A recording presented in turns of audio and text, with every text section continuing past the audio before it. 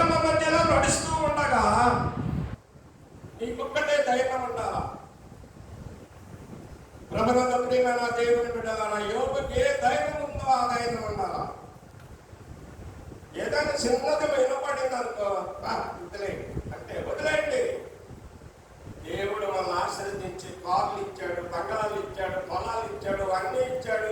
ఆహా నేను గంతులు వేసాము, ఆనందించాము. కొద్ది శ్రమ రాగానే ఎందుకు మనం దిగులు పడాలా? ఎందుకు దిగులు పడాలా?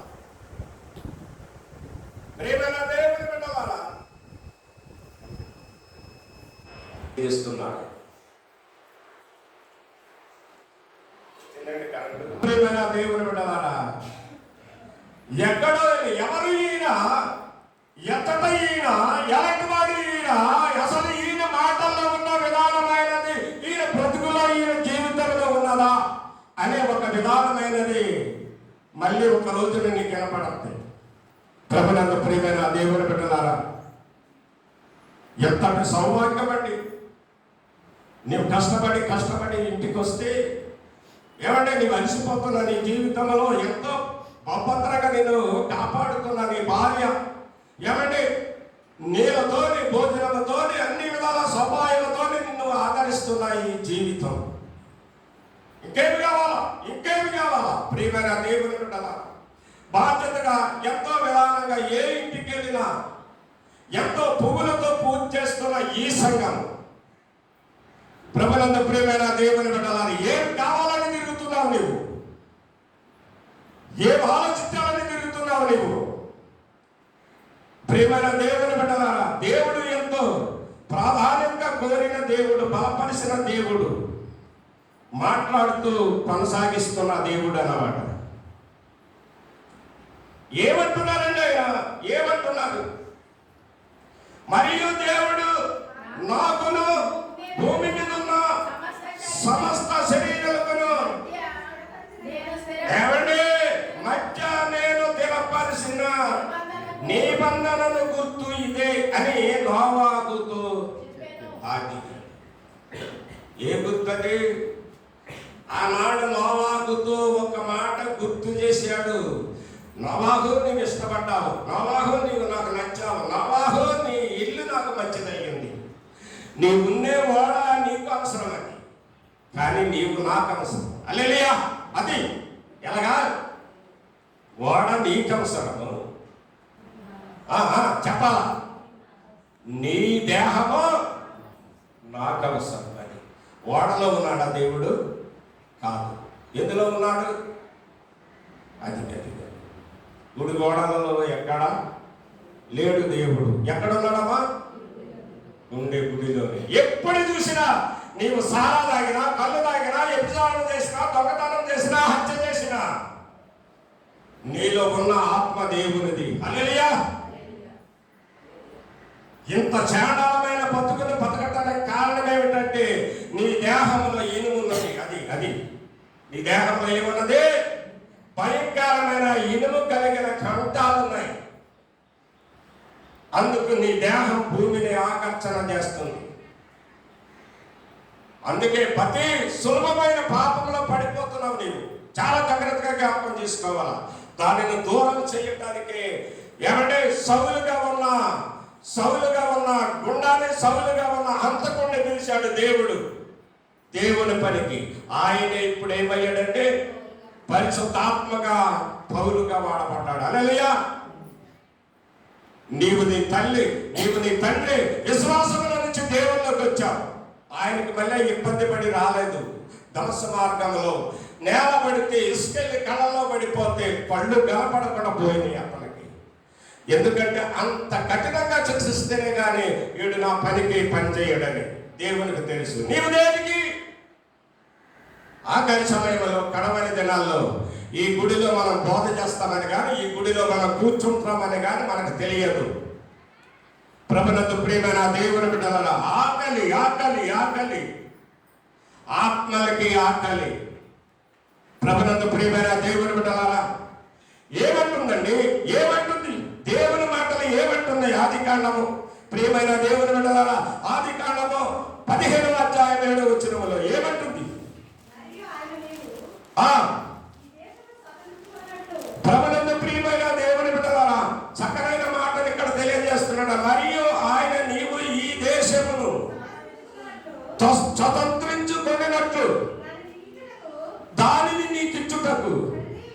కల్దీల ఊరును పట్టణములలో నుండి నిన్ను యువతలకు తీసుకొచ్చిన యెహోవాను నేనే అని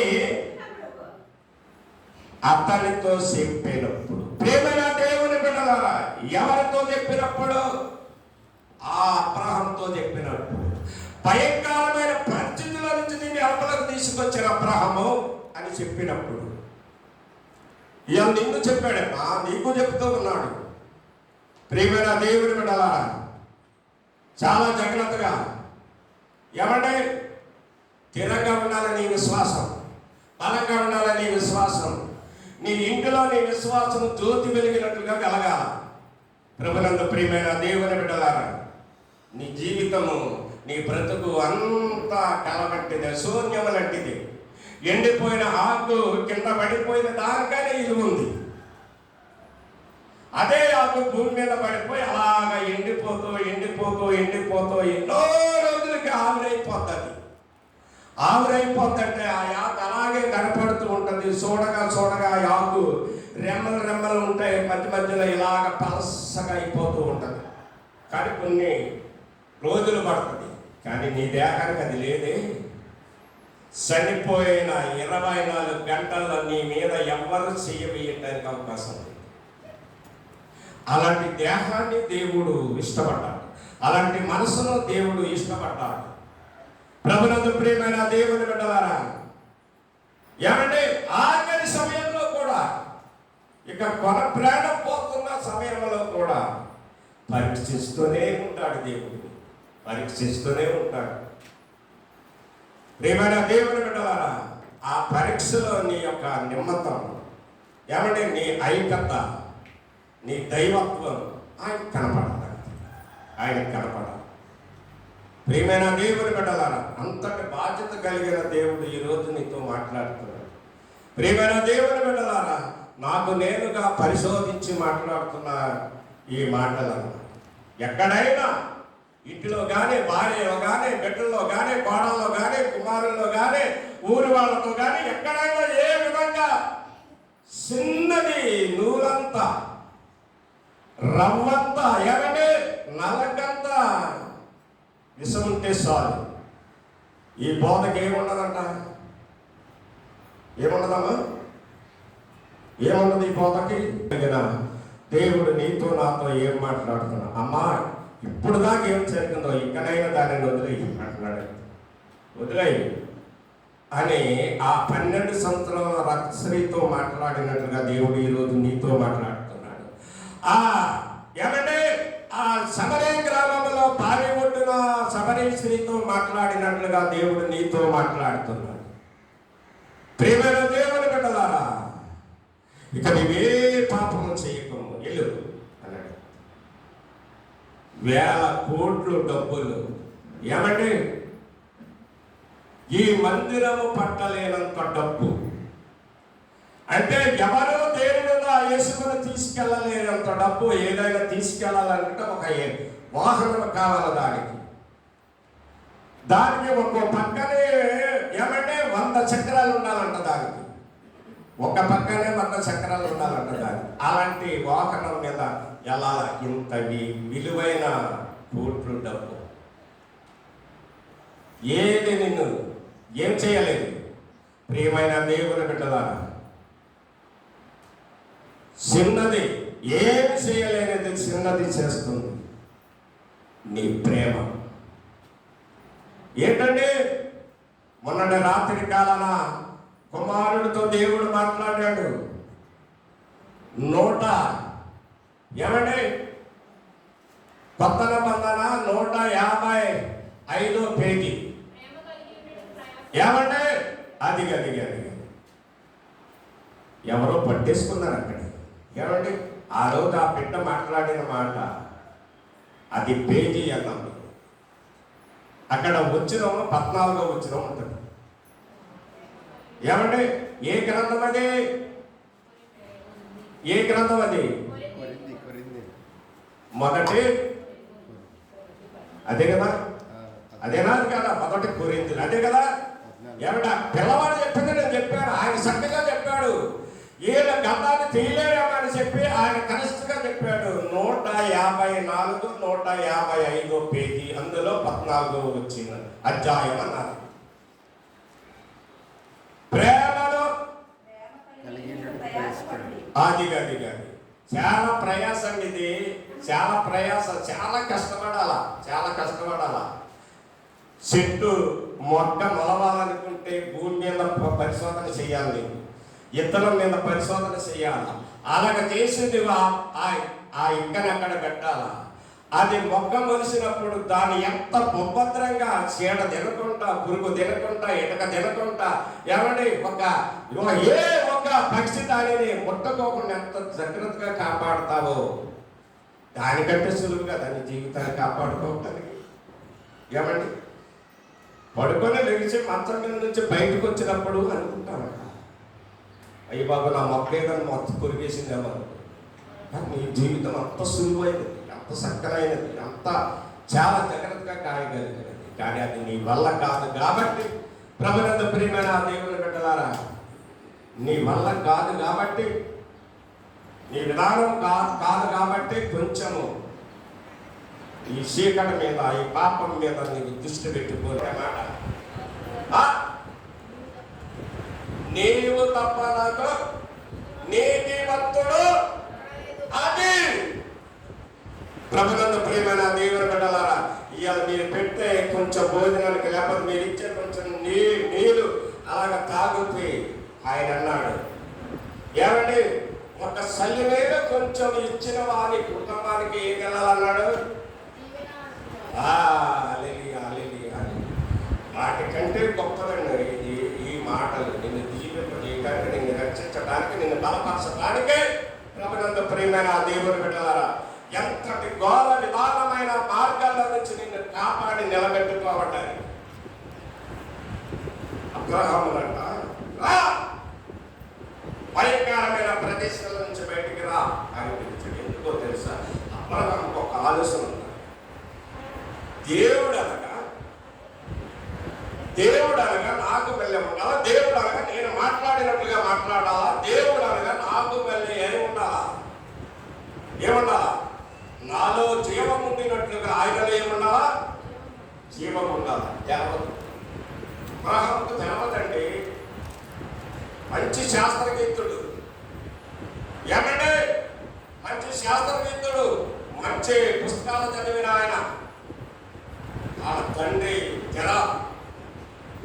ప్రభునందు ప్రియమైన వీళ్ళందరూ ఎంత భాగ్యవంతులు, ఎంత శాస్త్రవేత్తలు అయినా సరే అబ్రహాములో ఉన్న ఆత్మ ఎవరో అతనికి తెలియలేదు. ఆనాడు అతనికి తెలియలేదు, ఈనాడు మనకి తెలియట్లేదు. ఆయన అన్నాడట, అబ్రహాము, దేవుడు అనగా నాకు వెళ్ళే మాట్లాడాలి, దేవుడు అనగా నాలో ఉన్న ఆత్మ ఆయనలో ఉండాలి. అందుకంటాడు కదా, అందుకంటాడు ఆయనలో ఏముండేను, ఆ జీవం ఏమై ఉండేను, అది తెలియదు అబ్రహాముకి. ఆయనలో జీవం ఉండేను. అబ్రహాము, నీవు ఇయ్యాల ఎంత కళగా ఉన్నావు, ఎంత వెలుగుగా ఉన్నావు, ఎంత బ్రతుకున్నావంటే ఆ వెలుగు దేవుందని ఆయనకు తెలియదు. ఇవాళ నీవు ఎన్నో ఎన్నో ఎన్నో ఎన్నో చిట్టిబాబు గారు ముందు నుంచి కూడా నీవు నేర్చుకుంటావు, చూసుకుంటావు, చదువుకుంటావు. దేవుడి ఆత్మ నాలో ఉన్నదాన్ని ఎందుకు గ్రహించలేకపోయావు? దేవుని ఆత్మ, ఆ జీవం నీలో ఉన్నది కాబట్టి నీకు వెలిగించబడుతున్నావు. ఆ ఆత్మ నీలో ఉన్నది కాబట్టి నీవు వర్ధిల్లుతూ ఉన్నావు. ఆ ఆత్మ నీలో ఉన్నది కాబట్టి నీవన్నీ పనులు చేయడానికి బలవంతుడు అవుతున్నావు. ప్రభునందు ప్రియమైన దేవుని బిడ్డలారా, ఏమంటుందండి లేఖనం ఏం తెలియజేస్తుంది? ఏమండి, ప్రభునందు ప్రియమైన దేవుని బిడ్డలారా, ఒక మాట ఉందండి, చూద్దామా? కొత్త నిబంధన, ప్రభునందు ప్రియమైన దేవుని బిడ్డలారా, కొత్త నిబంధన సువార్త. ఏమండి, లోకా సువార్తను మనం ఒకసారి మన దగ్గర పెడదాం. భగవంతుడైన దేవుడు మరి ఎందుకు ఒకసారి మనతో మాట్లాడుతూ ఉన్నాడు. ప్రభునందు ప్రియమైన దేవుని బిడ్డలారా,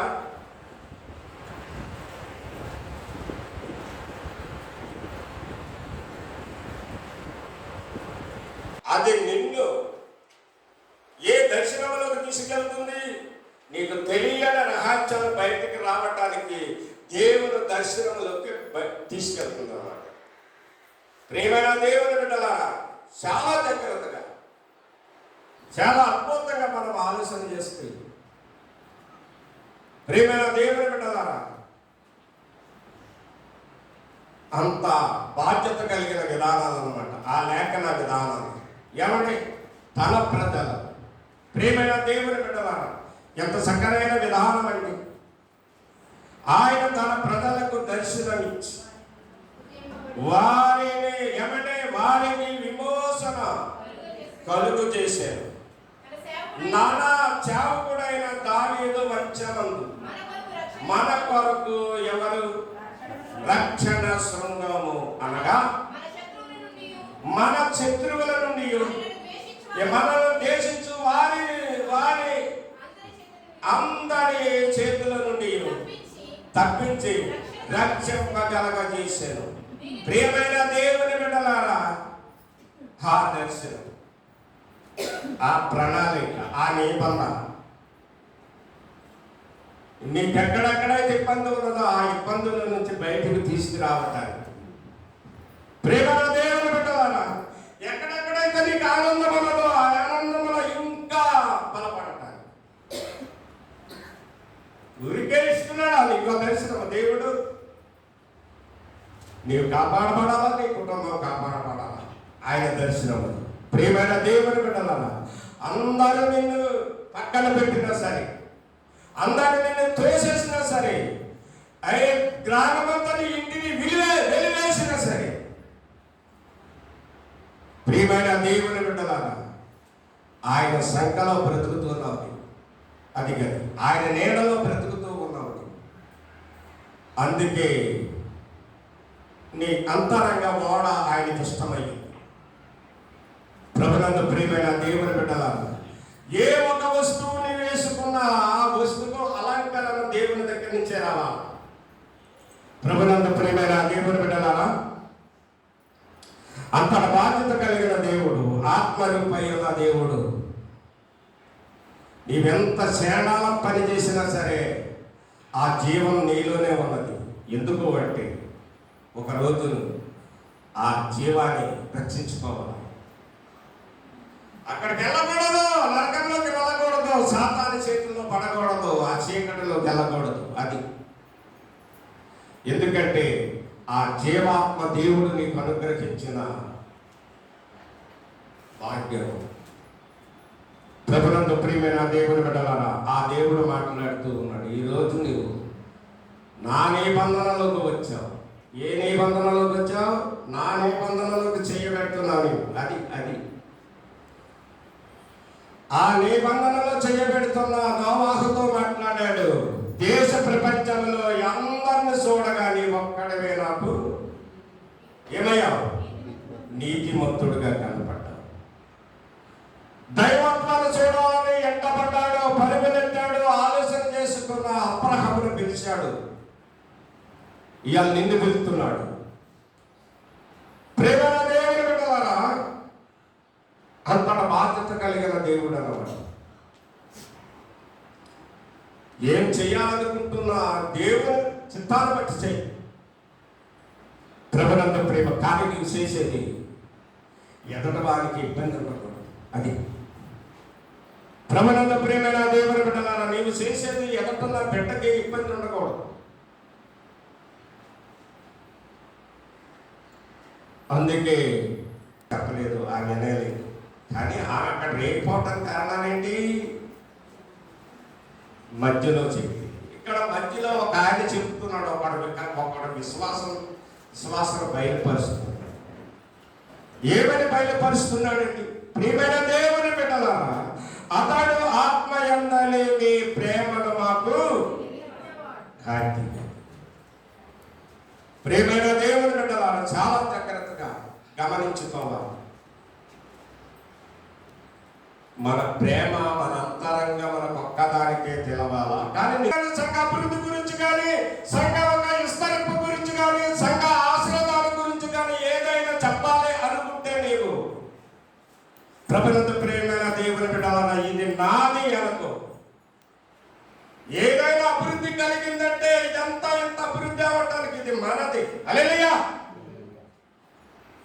ఎవరిదండి ఇది? మనది, మనది, మన అందరిది హక్కు. ప్రభునందు నాది అనగా ఎప్పుడు నీ ఇల్లైన నీకు సొంతం కాదు, నీ దేహమైన నీకు సొంతం కాదు. ప్రభునందు ప్రియమైన నీ దేహం మీద నీ భార్యకి ఎంత హక్కు ఉందో తెలుసా? ప్రభునందు ప్రియమైన దేవుని బిడ్డలారా, నీ దేహం మీద నీ భర్తకి ఎంత హక్కు ఉందో